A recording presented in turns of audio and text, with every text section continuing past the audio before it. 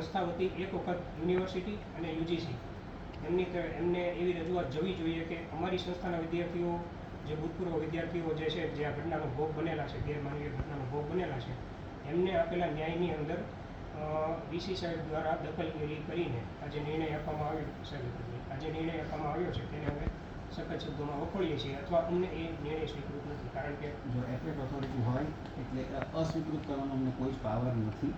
બરોબર, અમે 100% તમારી જે રજૂઆત હોય એ વીસી સાહેબને પહોંચાડીશું. એક સંસ્થા તરીકે તમે અમને જે રજૂઆત આપશો અમે વીસી સાહેબને 100% પહોંચાડીશું. એની હું તમને કહું છું કે તમે જે રજૂઆત આપશો કે ભાઈ અમારે સાહેબ અમારા તરફથી રજૂઆત કરો તો આપણે જે રજૂઆત હશે એ સાહેબ સુધી પહોંચાડશું.